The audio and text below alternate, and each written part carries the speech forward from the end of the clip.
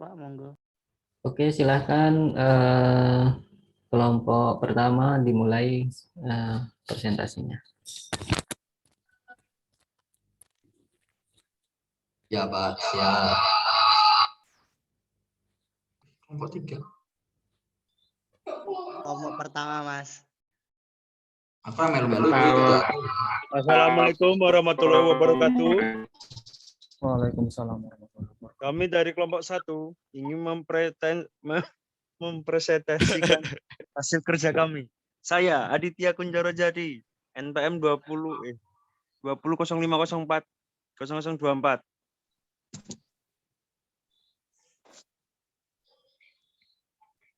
Dan ini teman-teman saya. Temannya nggak dikenalin kok, Mas. Ada Mas Cakra Putra Nugraha, NPM 190504 0099. Ada Mas Muhammad Miftahul Akhyar, NPM 200504 0001. Mas Nur Alfian 200504 0016. Mas Umar Sodik 200504 0020. Mas Muhammad Dafa 200504 0027 dan Mbak Windy Wulandari 200504 0030.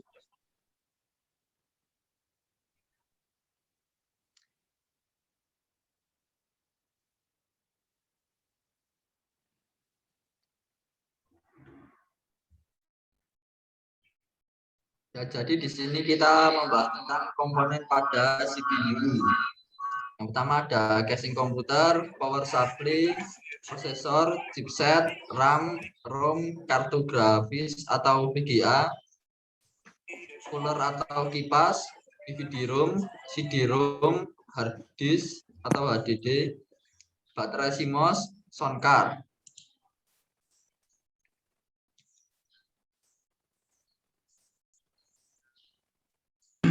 Yang pertama ada casing komputer. Casing komputer merupakan bagian terluar di sebuah CPU atau Central Processing Unit. Komponen ini biasa dibilang sebagai rumah bagi perangkat-perangkat yang membuat komputer dapat bekerja sesuai fungsinya. Saat ini, jenis komputer desktop umumnya menggunakan box casing yang terbuat dari metal atau plastik.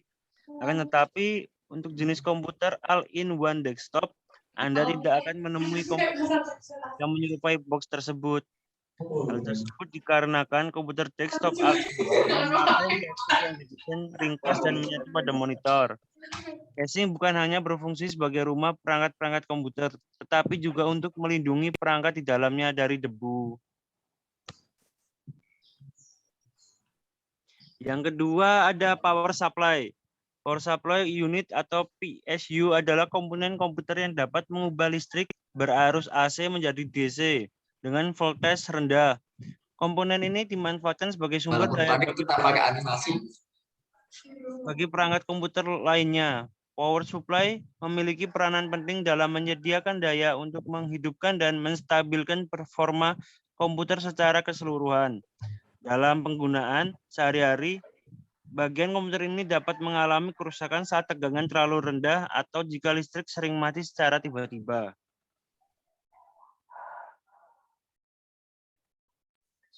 Yang nomor 3. Nomor 3 adalah prosesor. Prosesor adalah komponen utama atau otak dari laptop atau komputer Anda. Prosesor terletak tepat di tengah motherboard.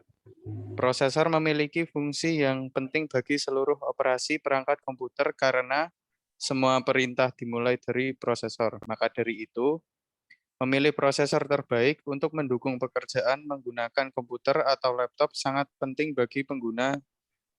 Mail dari pekerja sederhana seperti menulis, membalas email, berselancar di internet, main game, dan mengolah grafis semua dilakukan dengan komputer atau laptop. Selanjutnya adalah chipset. Chipset merupakan IC ukuran kecil yang pada komputer merupakan layaknya polisi lalu lintas.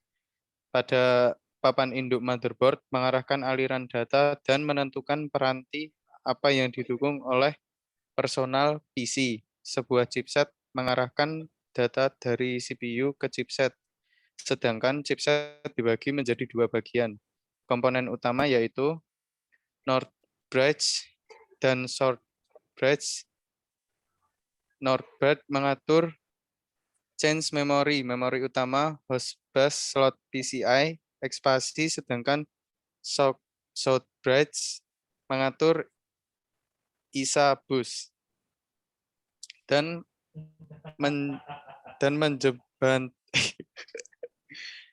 menjembatani antara ISA bus dan PCI bus, mengatur kontrol I/O port dan slot ID.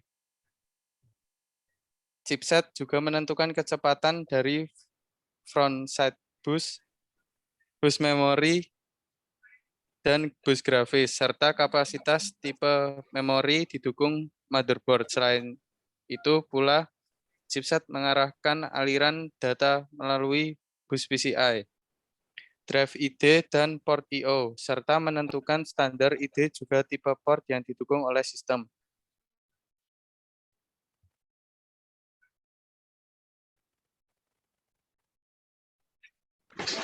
RAM. RAM atau Random Access Memory adalah tempat penyimpanan sementara pada komputer yang isinya dapat diakses dalam waktu yang tetap, tidak memperdulikan letak data tersebut dalam memori atau acak. Jadi RAM ini hanya sebagai penyimpanan sementara saat Anda menggunakan komputer atau software tertentu agar dapat diproses dengan cepat. RAM sendiri bersifat volatile, artinya membutuhkan aliran listrik, berbeda dengan media penyimpanan lainnya seperti flash disk, hard disk, atau CD dan DVD yang bersifat non-volatil. Jadi RAM bekerja saat komputer dalam keadaan hidup saja.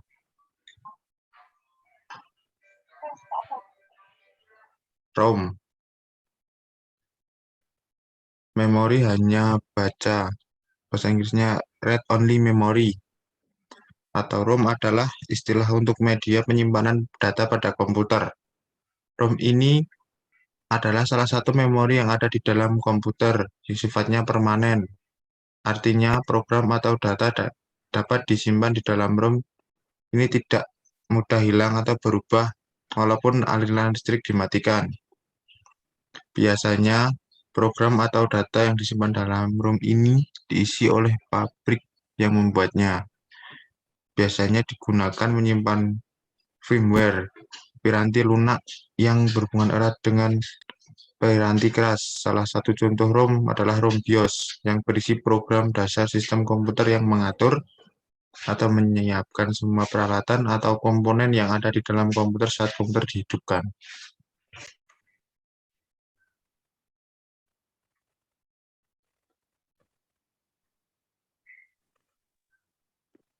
Selanjutnya yaitu VGA card. Pengertian dari VGA card dan fungsi VGA card. VGA adalah Video Graphic Accelerator yang memiliki fungsi sebagai cara untuk mengelola data grafis untuk bisa menampilkan layar monitor. Selain itu, VGA card juga memiliki bagian yang prosesor yang biasanya disebut dengan GPU atau Graphics Processing Unit dan membutuhkan sejumlah memori. VGA juga dikatakan sebagai standar tampilan komputer analog yang pertama kali dipasarkan di IBM sekitar tahun 1987. Walaupun saat ini standar VGA tidak lagi menggunakan dikarenakan sudah diganti dengan standar yang lebih baru, namun VGA masih diterapkan di pocket pada PC.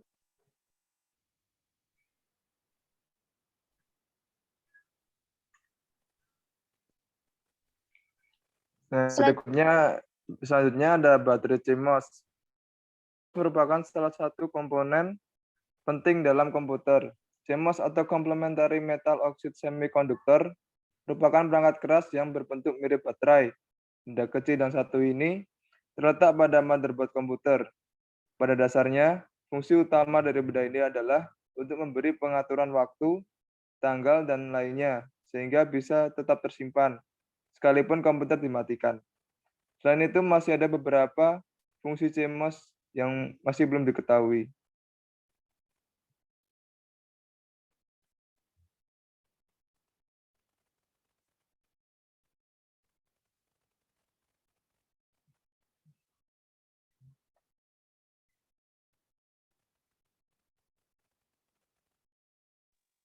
Selanjutnya yaitu hard disk. Hard disk adalah sebuah komponen perangkat keras yang menyimpan sekunder dan berisi piringan magnetis. Disk keras diciptakan pertama kali oleh insinyur IBM, Reynold Jackson pada tahun 1956. Disk keras pertama disebut terdiri dari 50 piringan berukuran 2 kaki atau 0,6 meter dengan kecepatan rotasinya mencapai 1.200 rpm atau rotasi per menit dengan kapasitas penyimpanan 4,4 GB. Disk keras zaman sekarang sudah ada hanya selebar 0,6 cm dengan kapasitas 750 GB.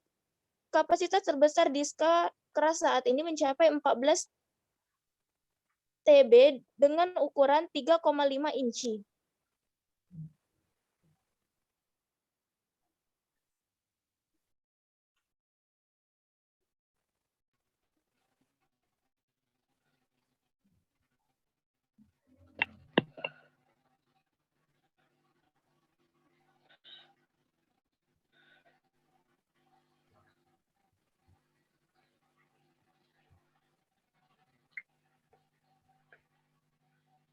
Sound card. Jika dikatakan kata sound card berarti kartu suara. Kartu ini berfungsi mengolah data berupa file suara. Sound card juga berperan mendukung sistem output suara seperti speaker agar suara yang dihasilkan oleh speaker lebih berkualitas.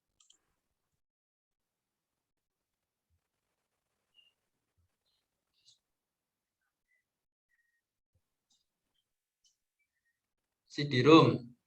CD-ROM atau Compact Disk Read Only Memory adalah sebuah perangkat keras pada komputer yang berbentuk balok yang berfungsi untuk membaca data dari CD. CD-ROM juga berarti bahwa CD-ROM drive yang mana hanya bisa digunakan untuk membaca sebuah SD saja.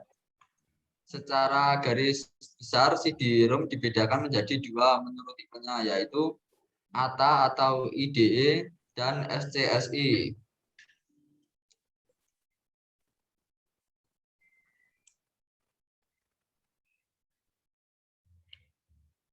Kemudian ada DVD-ROM. DVD-ROM adalah perangkat keras yang berfungsi untuk memutar DVD. Tidak hanya DVD saja. CD juga bisa diputar pada DVD-ROM. Bentuknya yang sama dengan CD-ROM membuat banyak orang yang masih sulit membedakan antara keduanya. Namun biasanya pada bagian depan ada tulisan keterangan mengenai apakah itu CD-ROM ataupun DVD-ROM.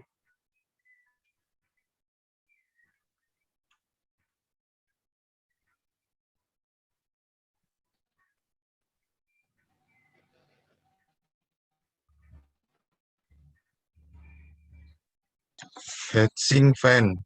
Heatsink fan merupakan salah satu perangkat keras komputer yang mempunyai bentuk seperti kipas dan bahan logam yang digunakan sebagai tumpuan. Kipas tersebut terbuat dari tembaga dan aluminium. Tujuan awal diciptakannya fan adalah untuk memberikan suhu dingin pada sebuah prosesor, sehingga kinerja dari prosesor bisa lebih stabil dan suhu panca yang dikeluarkan dari prosesor dapat disebar serta dikeluarkan oleh heatsink fan ini.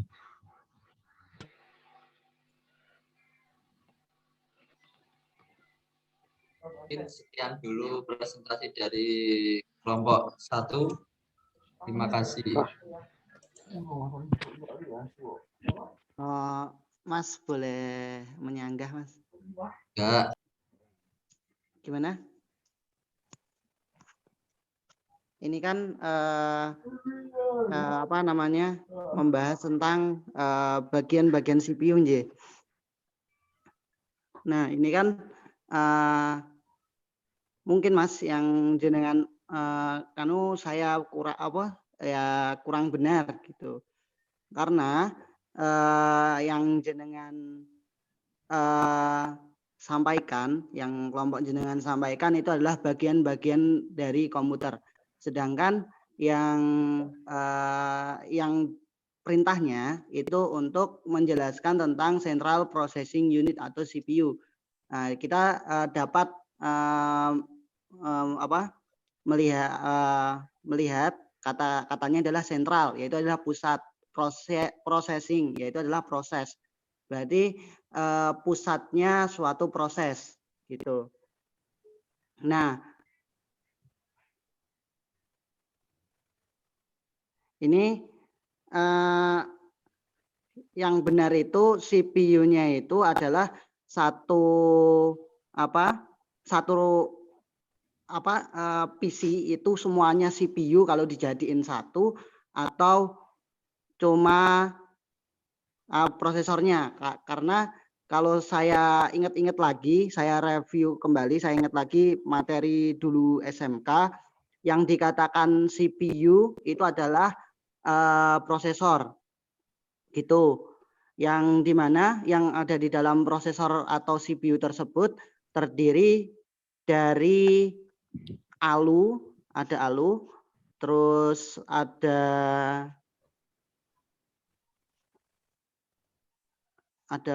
beberapa bagian yang lain, saya agak lupa gitu Mas. Terima kasih. Cuma itu aja.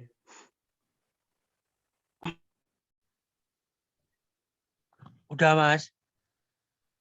Udah itu Mas. Oh, siap. Makasih ya, Mas. Sama-sama.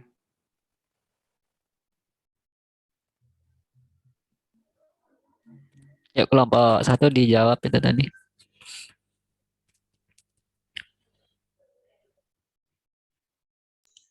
Mungkin barusan itu kan Fani udah menjawab sekaligus menjelaskan kan Pak.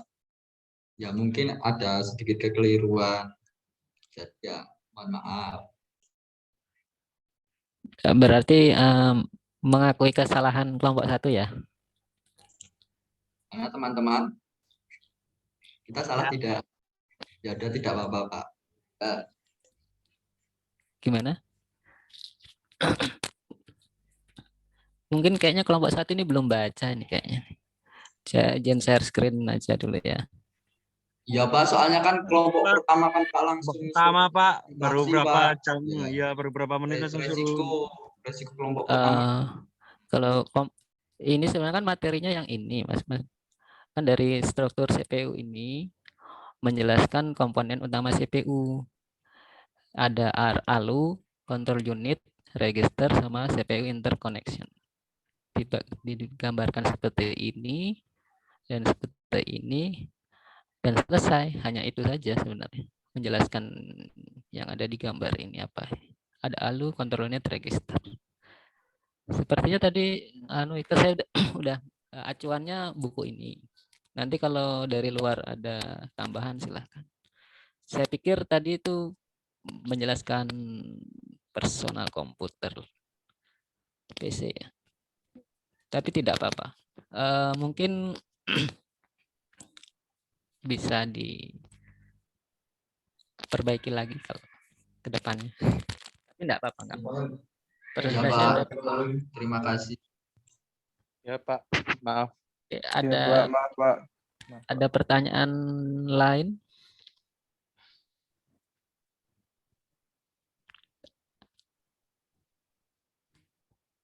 Nanti kelompok selanjutnya tuh sebenarnya menjelaskan selanjutnya berdasarkan kelompok 1 ini. Cuman ya nggak apa-apa. Mungkin kita beri aplaus buat kelompok pertama.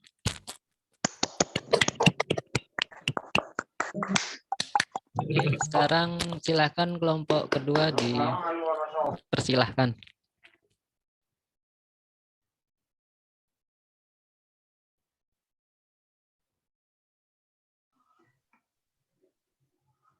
Assalamualaikum warahmatullahi wabarakatuh.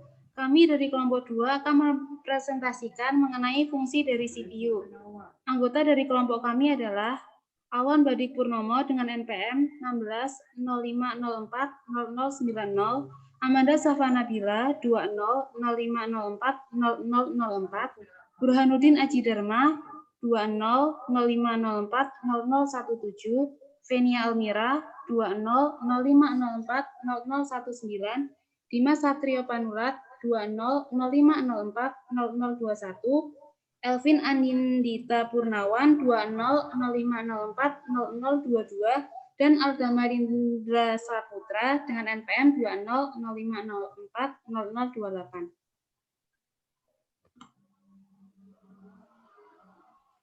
Apa fungsi dari CPU? Tujuan setiap komputer adalah melakukan beberapa bentuk pemrosesan data. CPU mendukung pemrosesan data dengan melakukan fungsi mengambil, mengkode, dan juga mengeksekusi pada instruksi yang diprogram. Secara bersamaan, fungsi-fungsi ini sering disebut sebagai siklus instruksi. Selain fungsi siklus instruksi, CPU melakukan fungsi mengambil dan juga menulis data. Berikut merupakan beberapa fungsi dari CPU. Menjalankan program-program. Fungsi utama CPU adalah menjalankan program-program yang disimpan di memori utama. Hal ini dilakukan dengan cara mengambil instruksi-instruksi dari memori utama dan mengeksekusinya satu persatu sesuai dengan alur perintah. Pekerjaan ini dilakukan dalam 2 tahapan, yaitu membaca instruksi atau fetch dan melaksanakan instruksi tersebut atau execute. Proses membaca dan melaksanakan ini dilakukan berulang-ulang sampai semua instruksi yang terdapat di memori utama dijalankan atau komputer dimatikan.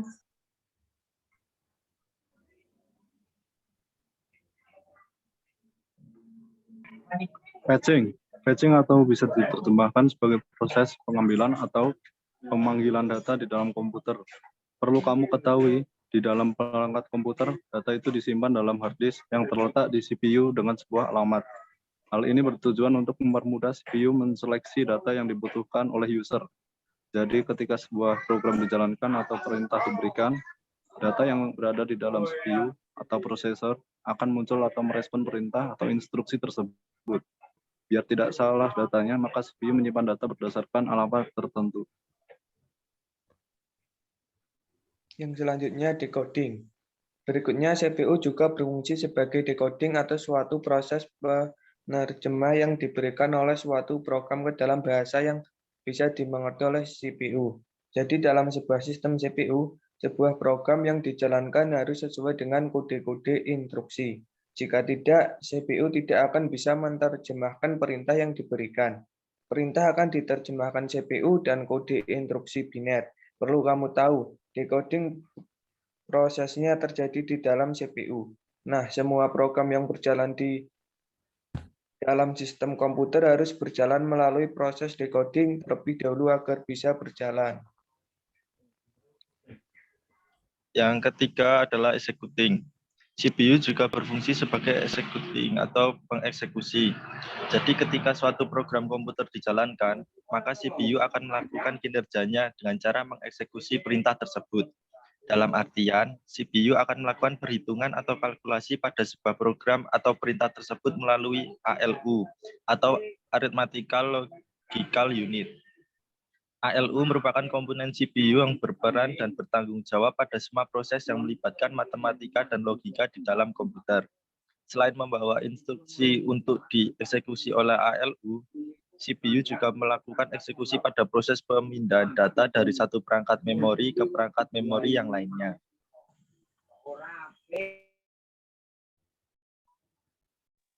Selanjutnya penyimpanan data atau storing.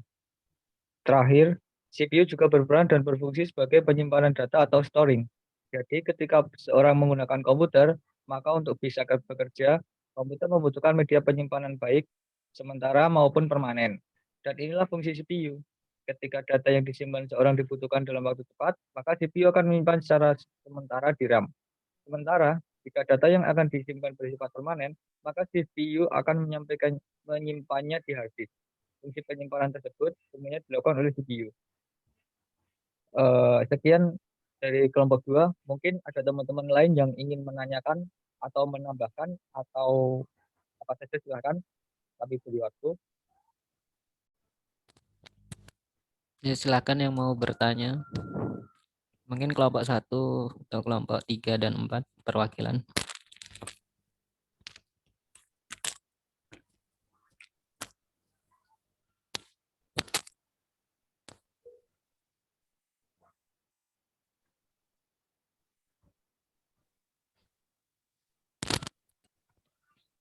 Halo, ada? Ada yang mau bertanya? Kalau sudah tidak ada yang mau ditanyakan atau menambahkan, kami dari kelompok 2. Kalau tidak ada yang bertanya, saya yang bertanya, Mas. Oh, waduh. Ya Pak, silakan. Ini belum dijelaskan siklus instruksi dasarnya, Mas.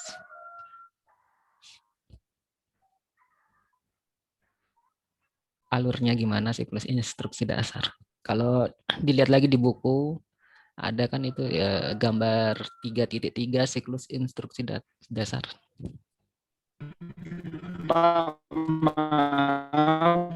Kalau siklus dasar ini Gimana Mas? Nggak jelas? instruksi dasar itu kelompok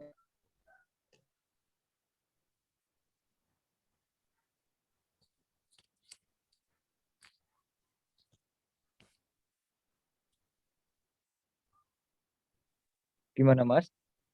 Itu kelompok dasar itu ada di kelompok selanjutnya atau gimana? Kok suaranya nggak jelas ya?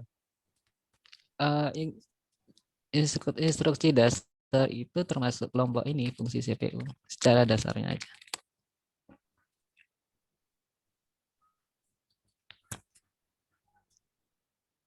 Kalau di sebenarnya secara dasar katakan ada start lalu mengambil instruksi berikutnya pada siklus fetch itu secara umum saja lalu mengeksekusi instruksi lakukan siklus eksekusi kan tadi dijelaskan, cuman kan tadi tidak ada gambarannya seperti apa. Lalu kalau selesai hal, kalau belum diulang lagi. Tadi belum ada gambaran dari siklus instruksi dasar. Ya, jadi dari start itu menuju ke mengambil instruksi berikutnya. Itu adalah siklus fetch. Sedangkan setelah mengambil siklus berikutnya akan mengambil mengeksekusi instruksi. Mengeksekusi instruksi itu bisa kembali lagi atau di loop setelah start atau bisa langsung ke halt. Yang mana itu disebut siklus eksekusi.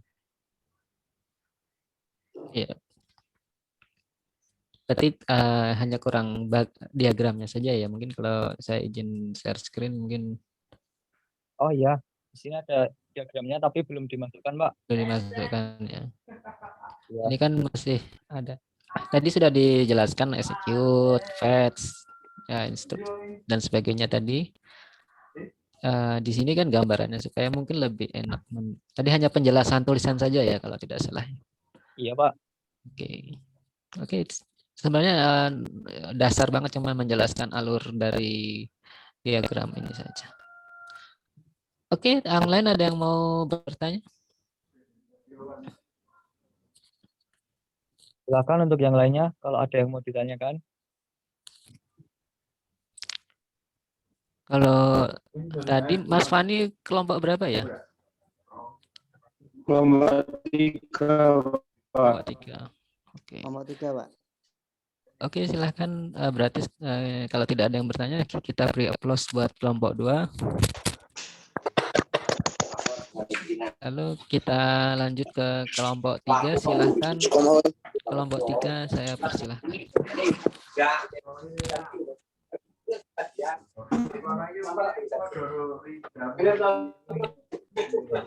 Ya, Assalamualaikum warahmatullahi wabarakatuh. Perkenalkan kami dari kelompok 3 yang beranggotakan Muhammad Yusril Arojak, NPM 1705040148, Yosi Novan Ardana, NPM 2005040002, Rahim Ma'ruf, NPM 2005040012, Ahmad Fani Fadila, NPM 2005040013, Jihanuari dengan NPM 2005040023, Indra Bayu Pangestu, NPM 2005040026, dan Muhammad Haji Saputra, NPM 2005040029. Di kesempatan ini, kami dari kelompok 3 akan mempresentasikan tentang siklus fetch instruksi. Oke, di sini kita melihat ada bagan di sini.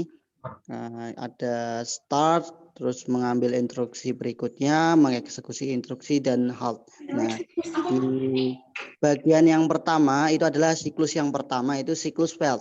Nah, siklus fetch ini itu mengambil instruksi. Jadi, pada setiap siklus instruksi, CPU awalnya akan membaca instruksi dari memori. Terdapat register pada CPU yang berfungsi mengawasi dan menghitung instruksi selanjutnya, yang disebut program counter atau PC. Nah, PC akan menambah satu hitungan setiap kali CPU membaca instruksi. Nah, terus instruksi-instruksi yang akan dibaca akan dibuat oleh registered instruksi, itu IR. Instruksi-instruksi ini dalam bentuk kode-kode biner yang dapat diinterpretasikan oleh CPU, kemudian dilakukan aksi-aksi. Ini dikelompokkan menjadi 4 kategori, yaitu ada CPU memori, CPU I/O, pengolahan data, kontrol, instruction address calculation, IIC, instruction fetch, instruction operation decoding, terus ada operation address calculation, operation fetch, data operation, dan operand store. Nah, yang selanjutnya akan dijelaskan oleh teman saya. Monggo.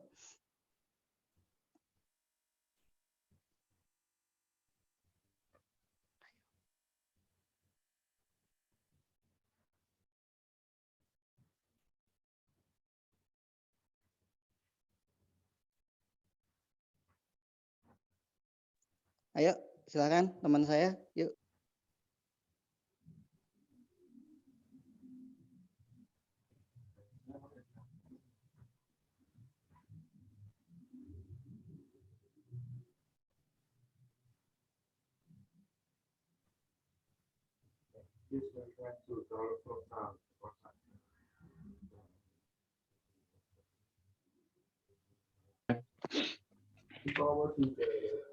Instruction Address Calculation (IAC) yaitu mengkalkulasi atau menentukan alamat instruksi berikutnya yang akan dieksekusi. Biasanya melibatkan penambahan bilangan tetap ke alamat instruksi sebelumnya. Misalnya, bila panjang setiap instruksi 16 bit, pada memori memiliki panjang 8 bit, maka tambahan ke 2 alamat sebelumnya. Instruksi fetch (IF) yaitu membaca atau mengambil instruksi dari lokasi memori ke CPU. Selanjutnya, interaksi operation decoding (IOD) yaitu menganalisis instruksi untuk menentukan jenis operasi yang akan dibentuk dan operand yang akan digunakan. Lalu operand address calculation (OAC) yaitu menentukan alamat operand. Hal ini dilakukan apabila melibatkan referensi operand pada memori. Selanjutnya, operand fetch (OF) adalah mengambil operand dari memori atau dari modul I.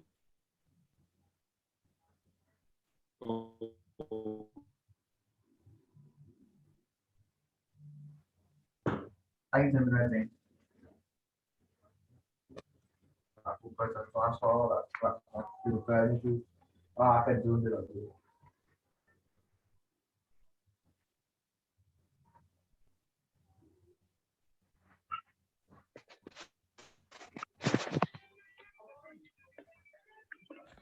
Pak, sinyalnya agak lemah.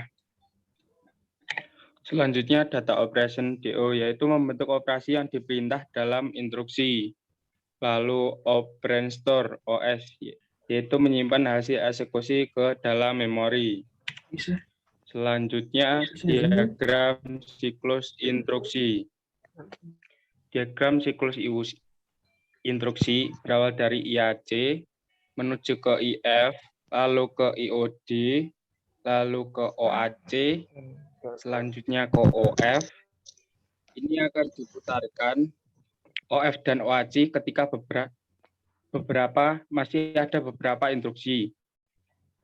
Lalu OF ke DO, DO ke OAC lagi, lalu ke OS. Ini akan diputarkan lagi ketika masih banyak hasil. Ketika hasil sudah selesai, maka akan mengerjakan instruksi berikutnya. Sudah, Pak.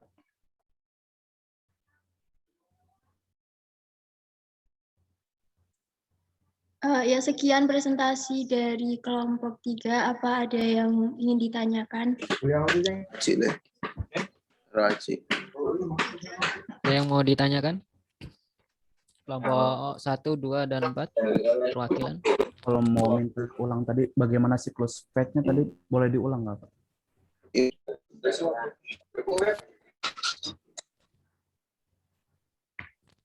Tadi ada pertanyaan dari siapa ya? Cwito ya. Siklus fate-nya diulang. Oke, siklus fate ya. Nah, ini yang awalnya Mas, yang bagannya tadi Mas, yang slide 2. Nah, di sini kan mulai dari start, terus CPU akan membaca instruksi dari memori. Nah, itu masuknya di siklus fate-nya. Nah, terus ini terdapat register dalam CPU yang berfungsi mengawasi, menghitung, dan menghitung instruksi selanjutnya. Terus di siklus eksekusi PC akan menambahkan satu hitungan setiap kali CPU membaca informatika. Terus instruksi-instruksi yang dibaca akan dibuat dalam register instruksi gitu. Selesai. Oh ya, oke, makasih.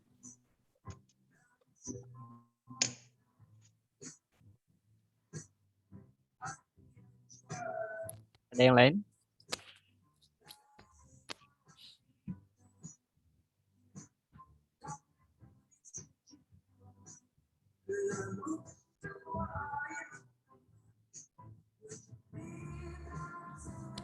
Kalau tidak ada, kita beri aplaus buat kelompok 3. Oke, selanjutnya kelompok terakhir ya. Kelompok 4, silahkan waktu dan tempat saya persilahkan.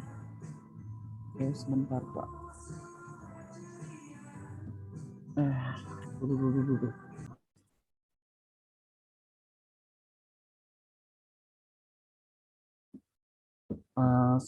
Gambarnya sudah ada belum, Pak?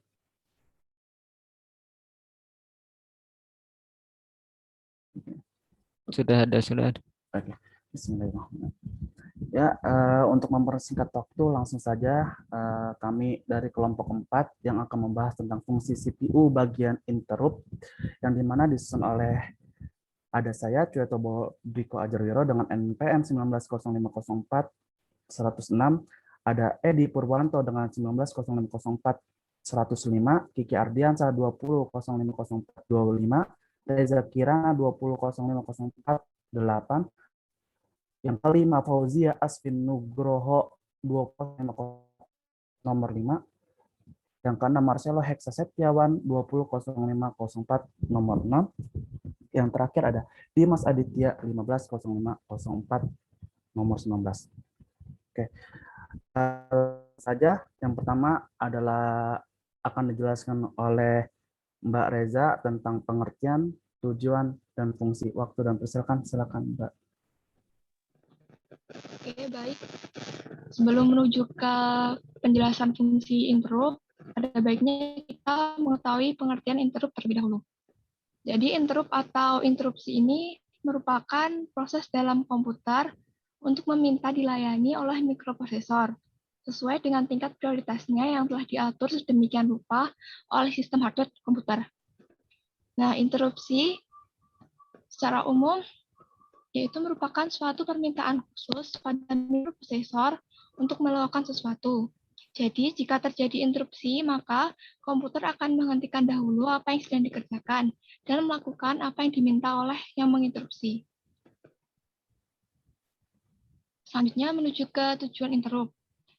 Tujuan interrupt sendiri yaitu untuk mengelola pengeksekusian rutin interrupt supaya lebih berguna dan tepat pada CPU dan juga modul input-output maupun memori. Dan setiap komponen berjalan lancar bersamaan dan juga dapat modul tersebut.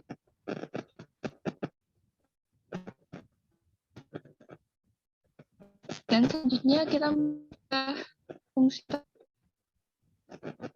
Nah, fungsi interrupt maksudnya yaitu mekanisme penghentian atau pengalihan pengolahan interupsi dalam CPU kepada rutin interupsi. Jadi hampir semua modul memori dan input-output memiliki mekanisme yang dapat menginterupsi kerja CPU. Oke, baik. Selanjutnya macam-macam kelas sinyal interrupt akan dijelaskan oleh Edi Purwanto. Silakan, Mas Edi. Macam-macam kelas sinyal interrupt. Yang pertama adalah program. Program yaitu instruksi yang dibagikan dengan beberapa kondisi yang terjadi pada hasil eksekusi program. Contohnya arithmetica overload, pembagian nol, dan operasi ilegal. 2. Timer adalah instruksi yang dibagikan perwaktuan dalam proses. Sinyal ini memungkinkan sistem operasi menjalankan fungsi tertentu secara reguler. IO. Sinyal instruksi yang dibagikan oleh modul IO sehubungan pemberitahuan kondisi error dan penyelesaian suatu operasi. Hardware failure adalah interupsi yang dibangkitkan oleh kegagalan daya atau kesalahan paritas memori. Oke, selanjutnya membahas jenis interupsi internal HV interruption yang dijelaskan oleh Kiki Ardiansah. Silakan, Mas Kiki. Ya, jenis interupsi internal HW interruption. Yang pertama ditimbulkan atau digenerasi oleh peristiwa tertentu yang terjadi pada waktu atau selama eksekusi sebuah program. Yang kedua itu diatur oleh HV dan tidak dapat dirubah. Contoh tipe interrupt untuk counter clock internal. HV call interrupt ini untuk memaintain time to date. Oke, selanjutnya jenis interrupt eksternal HV interruption yang dijelaskan oleh Mas Fauzia Aswinugroho. Silakan, Mas Fauzia. Jenis interrupt eksternal HW interruption. 1. Ditimbulkan atau digenerasi oleh device peripheral seperti keyboard, printer, mouse, dan sebagainya. 2. Biasa juga ditimbulkan atau digenerasi oleh CPU prosesor. 3. Tidak mungkin mendeaktifkan. 4. Dikirim langsung ke CPU. Tidak dikirim langsung ke CPU, melainkan ke IC yang memiliki fungsi untuk menghandle secara eksklusif interrupt ini. Oke. Selanjutnya jenis interrupt software interruption yang akan dijelaskan oleh Mas Marcelo Heksa Setiawan. Silakan, Mas.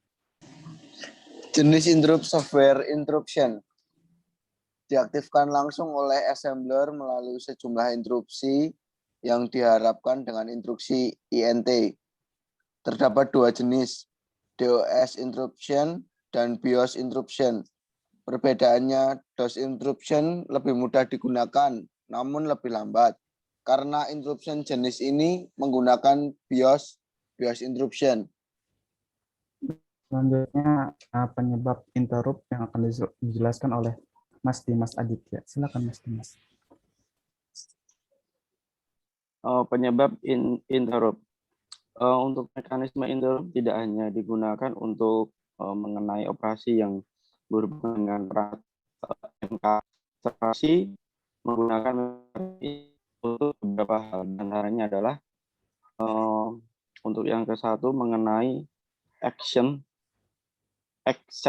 adalah suatu kondisi di mana terjadi sesuatu atau sebuah operasi hasil tertentu yang dianggap khusus sehingga harus mendapat perhatian lebih. Untuk contohnya, pembagian dengan 0, pengaksesan alamat memori yang strict tidak valid dan lain-lain. Selanjutnya mengatur virtual memory pegging.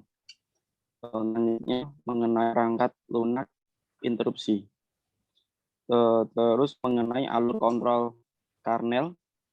Terus untuk terakhir, jika interupsi yang terjadi merupakan permintaan untuk transfer data yang besar, maka menggunakan interupsi menjadi tidak efisien. Untuk mengatasinya adalah digunakan DMA. Oke, yang terakhir adalah maaf.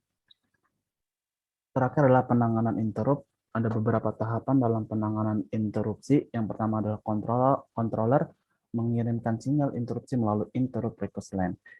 Selanjutnya ada bisa sinyal dideteksi oleh prosesor, yang kemudian prosesor akan terlebih dahulu menyimpan informasi tentang keadaan state-nya atau informasi tentang proses yang sedang dikerjakan. Lalu prosesor mengidentifikasi dan mengakses table vektor interupsi untuk menentukan interrupt handler. Dan kemudian transfer kontrol ke interrupt handler.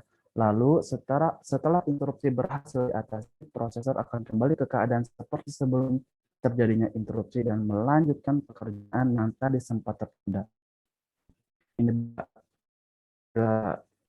gambar siklus dari interupsi yang nanti jika interupsi ditolak kembali ke start, jika diizinkan pemeriksaan interupsi dan eksekusi interupsi.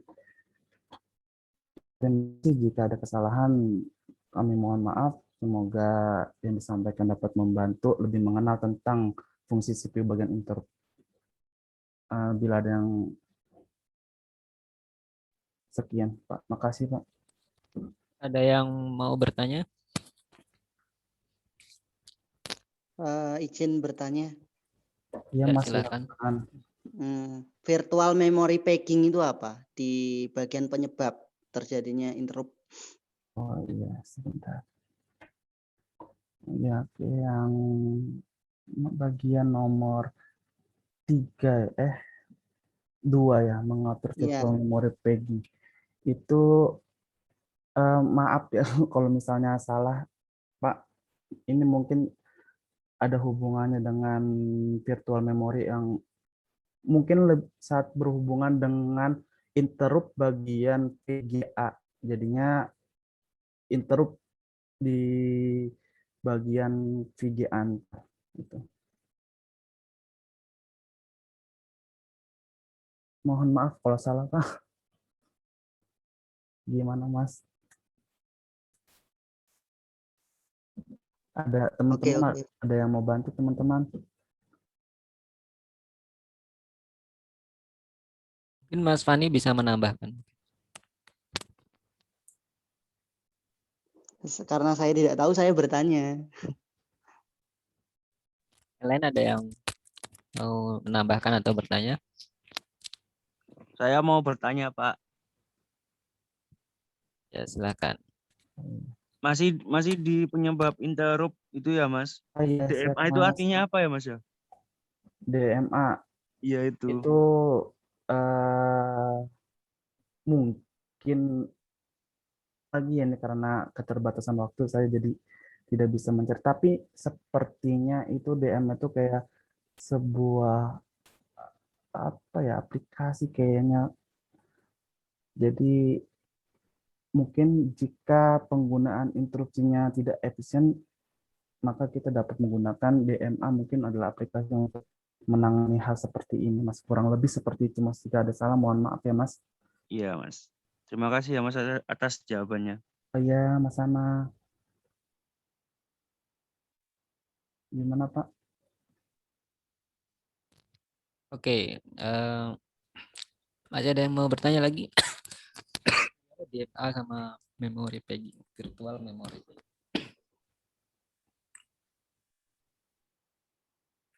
Kalau sudah tidak ada, mungkin sebenarnya kalau menjawab pertanyaan dan bertanya itu, yang menjawab itu nggak masalah sih, nggak harus langsung jawab. Searching aja dulu di Google. Nggak apa-apa. Itu sebenarnya kalau di searching mungkin akan mencerahkan. Oh iya, iya, Jadi iya. tidak harus serta-merta langsung dijawab, bisa bilang izin saya searching dulu gitu. Oh iya, maaf Pak. Dikira tidak ada waktu untuk searching Pak. Oh, ah.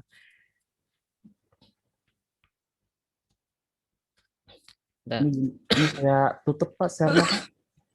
ya. Oke. Makasih Pak. Oke, ini saya izin share screen dulu. Oh ya, sebenarnya kita beri aplaus buat kelompok 4.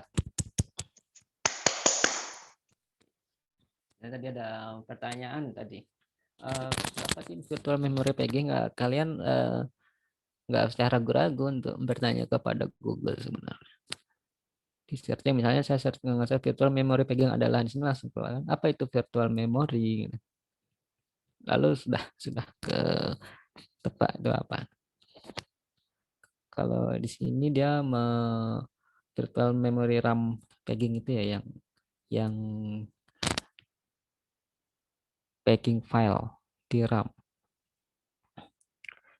Jadi kalau RAM-nya penuh, dia bisa membuat suatu memori dari hard disk biasanya kalau yang dari RAM. Itu sebagai dibaca seperti RAM. Untuk menangani file yang mengantri, yang perlu dieksekusi itu saking besarnya, mengantrinya bisa ditaruh di situ dulu. Atau dan sebagainya tadi, bisa DMA misalnya. DMA itu apa? Kita itu DMA adalah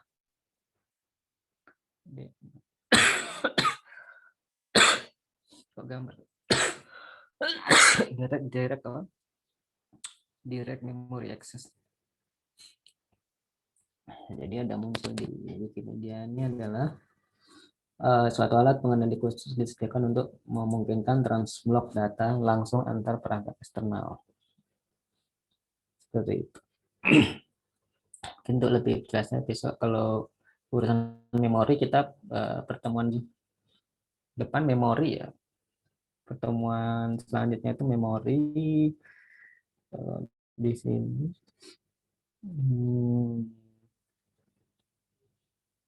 Habis ini kan memori ya kalau nggak salah. Nah ini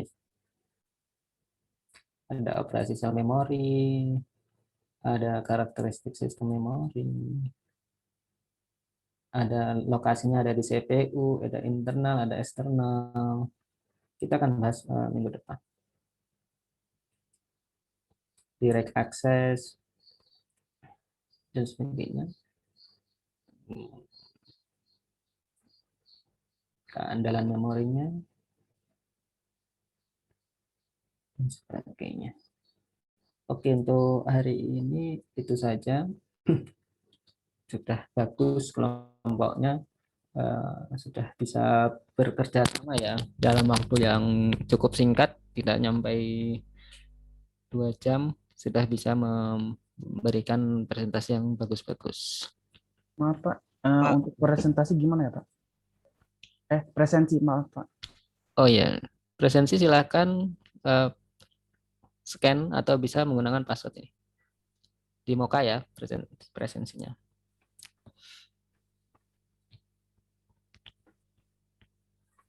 Ini yang pakai scanner bisa scan pakai HP-nya atau tidak ya. Terima kasih. Oke.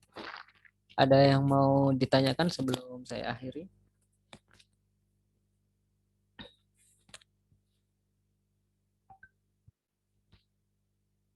Cukup ini bisa di screenshot aja kalau yang nggak sempat langsung presensi. Kalau yang sempat ya langsung presensi. Oke, saya akhiri. Mari kita berdoa terlebih dahulu. Berdoa mulai.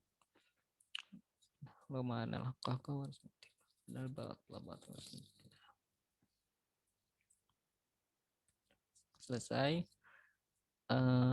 Semoga puasa ini kita diterima oleh Allah Subhanahu wa taala, amal ibadah kita dan segala kebaikan-kebaikan yang kita lakukan Dan semoga terlebih lagi perkuliahan pada kali ini mendapatkan barokah dari Allah Subhanahu wa taala. Amin ya rabbal alamin. Sekian, saya mohon maaf apabila ada banyak kurangnya.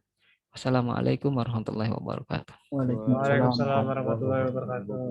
Terima kasih Terima kasih, Pak. Ya, sama-sama. Terima kasih, Pak. Oh ya, file presentasi Terima kasih, diupload. Pak. Saya lupa, file presentasi diupload di Moka ya. Apa, Pak? File presentasi diupload di Moka. Oh iya, Pak. Diwakilkan temannya atau gimana, Pak? Ketuanya ngupload PPT-nya, anggotanya ngupload PDF-nya yang sudah kecil filenya, 2 mega ke bawah. Begitu ya. Jadi setiap orang tetap ngupload sesuai kelompoknya. Kalau ketua kelompok, PPT-nya yang anggota PDF, file PDF-nya.